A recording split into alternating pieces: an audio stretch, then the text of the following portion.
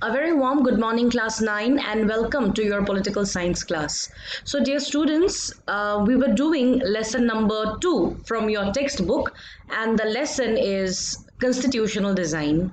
So, if you remember, then in the last few classes, we tried to understand about the Constitution of South Africa, about the anti apartheid movement, about the struggles of the people of South Africa, and how the Constitution of South Africa was made, isn't it? Then we went on to study about the necessity of a constitution in a democratic country. So students, today let us try to understand about how the Indian constitution was made, the very base of the Indian democratic system, the constitution, how it was made. We will be discussing that today. So let us first begin by knowing the objectives of this topic that we will discuss today. So first of all, while trying to understand the circumstances that led to the making of India's constitution, we will try to know about that. And then we will try to understand the process as to how the Constitution of India was made by our leaders. So, keeping in mind these two objectives of today's chapter, let us begin. So, the Indian Constitution was made under very difficult situations. It was difficult in the sense that during that time India was under the British colonial rule, and after India got independence, it got divided into India and Pakistan. At the same time, it was very difficult to come up with a written constitution for a country which was so huge, so vast and diverse at the same time. There were people belonging to different religion, there were people speaking different languages, there were people following cultures, and that is why India was a diverse country, and coming up with a constitution which would satisfy the needs of the entire country was very difficult. And of course, I already told you the entire country was divided into two halves in 1947 when India got independence. And the basis of this division of India into India and Pakistan was religion. So this led to a very traumatic experience for the people on both sides. So let us quickly analyze the consequences of partition. So in 1947, when India and Pakistan got independence, then there was large scale violence. There was violence because people were killed in the name of religion. And it is estimated that there are almost 10 lakh people who were killed on both sides during that time. Another problem after partition was faced in integrating the princely states. So princely states were those states, those kingdoms which were under the British rule, but there was some kind of internal autonomy given to the rulers of those states. So the British, before they went back to their country, they allowed the princely states to decide whether they wanted to join India or Pakistan. And they gave them a third choice as well. The third choice was to remain independent. So India, in order to ensure that it doesn't lose all of its organs, all of its parts, what it did, it tried to bring the princely states within the Indian territory. So bringing these princely states within the Indian territory was a very difficult task that our leaders had to go through. Okay. So these are some of the consequences that India faced after partition. So now let us try to understand as to how the path for making a constitution was finally decided by our leaders.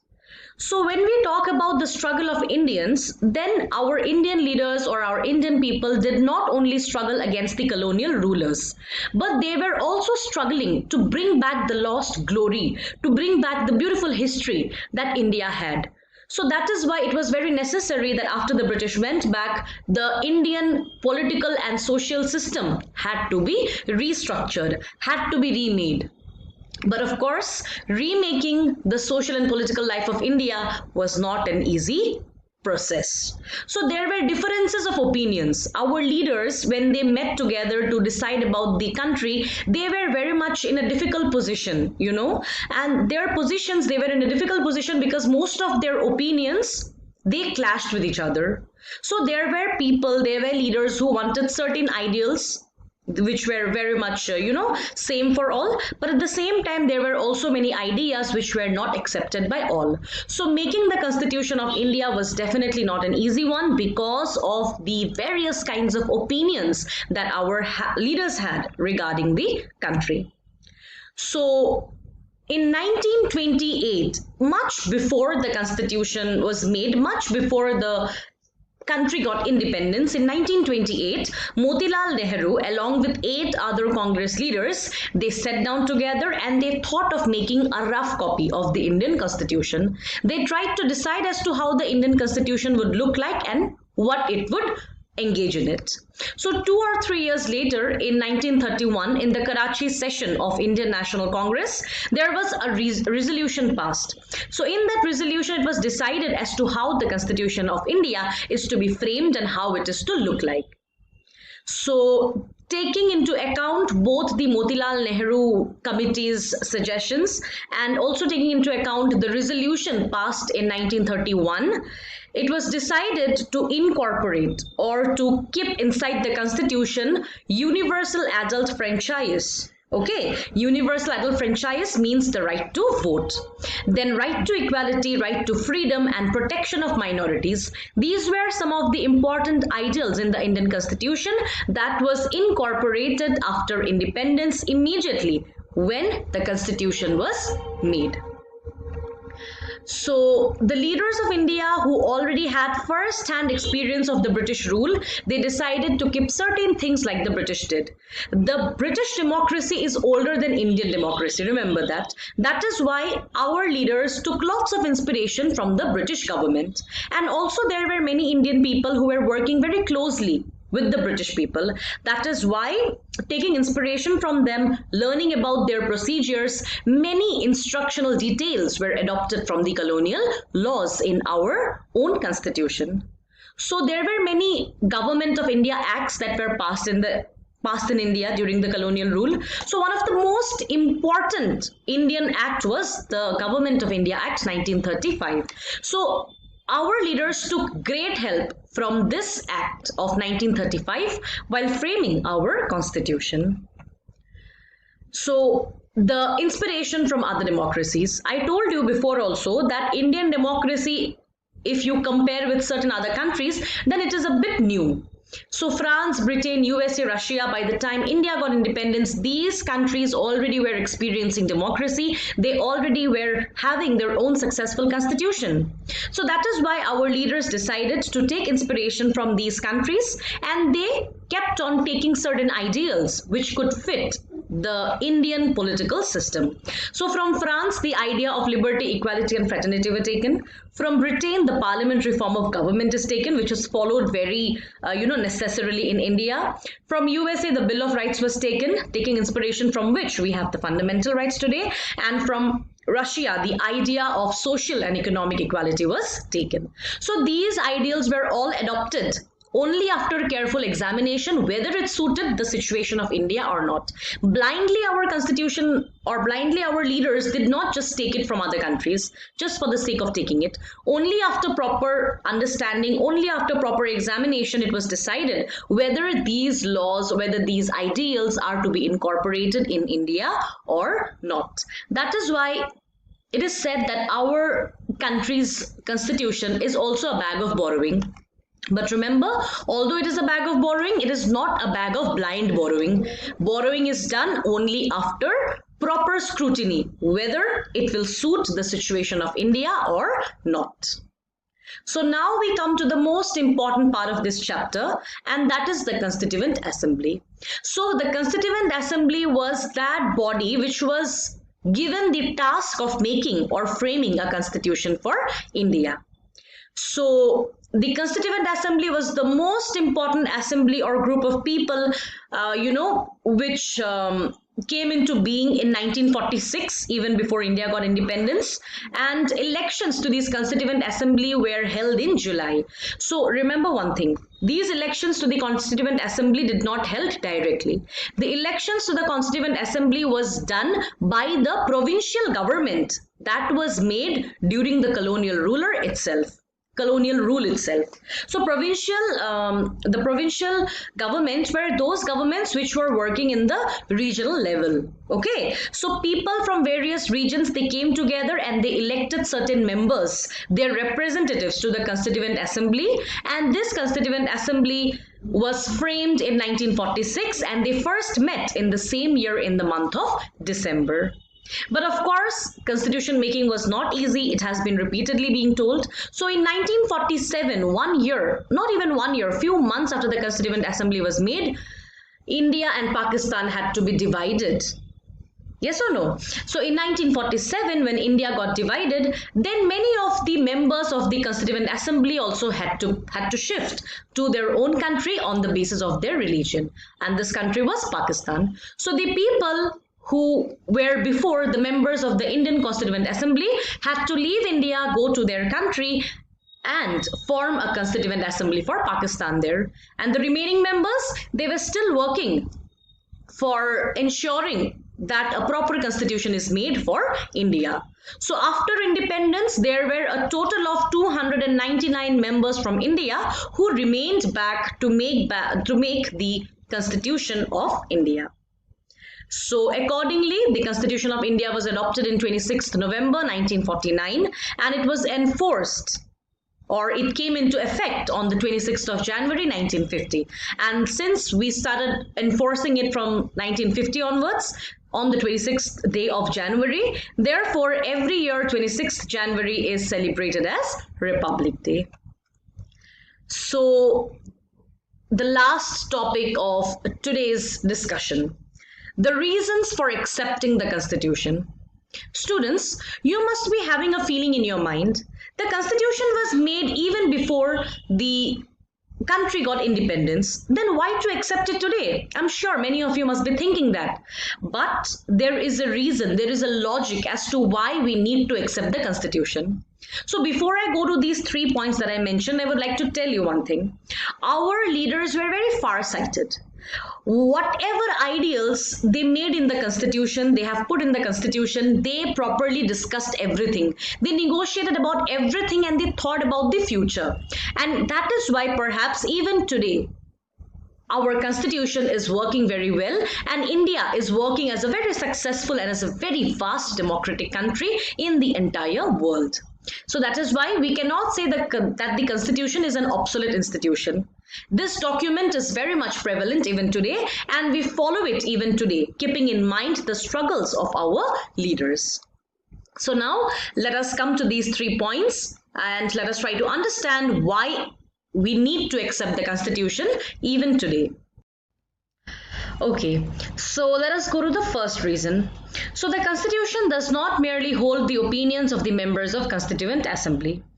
Let us go to an example first to understand this topic or this point. So let us take the example of China, or for that matter, let us take into consideration Nepal. So when the leaders of these countries tried to come up with a constitution, then people were not very satisfied with it. People revolted against this kind of constitutions, isn't it? And that is why these countries had to keep on making their constitution for almost 3-4 times.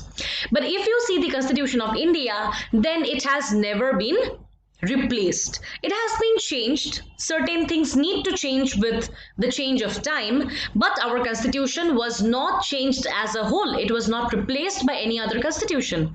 So this has happened because the constitution did not only have the opinions of the members of Constituent Assembly. There were many a times when the public interest, the public opinions were taken into consideration in order for the constitution makers to bring any idea in it. Okay, next, the Constituent Assembly represented the people of India. So I have also mentioned this before, that the Constituent Assembly members were not directly elected by the Indian people as a whole.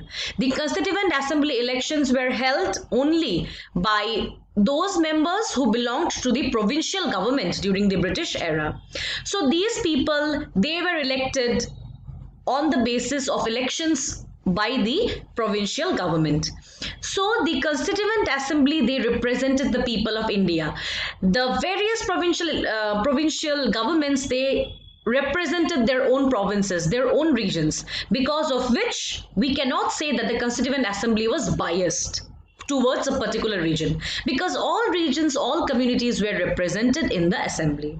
So although we cannot deny the fact that the Congress party was at the top, at the apex of this constituent assembly, but still we cannot ignore the fact that the Congress party worked like an umbrella organization where it tried to bring under it all regions, all communities, and it tried to satisfy the needs and aspirations of almost all the groups that represented the assembly. Third one, the manner in which the assembly worked gives sanctity to the constitution. So our constituent assembly leaders made our constitution in such a manner that it gives it a holy touch, a sacred touch. Everything in the constitution was done very much legally and very systematically. Okay, so for example, they kept on meeting from time to time. Then whenever they need to incorporate something, they had certain committees within the assembly, and all these committees would discuss, they would negotiate, and finally only after taking proper public opinion, only after taking into consideration all the points, they would highlight or they would incorporate an item in the Indian constitution. Then if we talk about the constitution was not made just like that. First of all, a draft of the constitution was made under a committee which was called as the drafting committee, which I'm sure you all know was chaired by Dr. B.R. Ambedkar, who is also said to be the father of our constitution. So the entire draft of the constitution was first made by this drafting committee after taking into consideration all the debates, all the discussions that had taken place during the last 2 years or so. Okay, so because of its systematic approach and everything, the constitution was given a sacred touch. It is said to be a sacred document and the most important document of our country. It is indeed said to be the law of the land. And today, because we all are going through the constitution, we all are following it, that is why Indian democracy has been running successfully ever since its independence. So students, these are the 3 reasons as to why we need to accept our constitution, even though it was made much before, even before you or me were perhaps born, isn't it? So that's all for today, dear students. Now let us quickly move on to the homework. So for your homework today, you will need to write 2 questions. 2 answers to these 2 questions. So first of all, you will need to write a note as to how the Constitution of India was made. Then, why was the constitution made by the Constituent Assembly accepted by the people of India? That is the last slide which we just discussed. You need to elaborate all the 3 points for 2 marks each. So that's all for today, dear students. I hope you all understood whatever was being taught, and your last date of submission of these homework is Monday. I'm sure 2 days are enough to complete these 2 questions, isn't it? So that's all, dear students. Thank you so much, and please prepare well for your PT1, which will be starting from the month of July after the 15th. So your portion, I'm sure you already know, you will have chapter number 1, what is democracy, why democracy, and chapter number 2, constitutional design, which perhaps we will finish in your next class. So thank you, students. Have a very good day.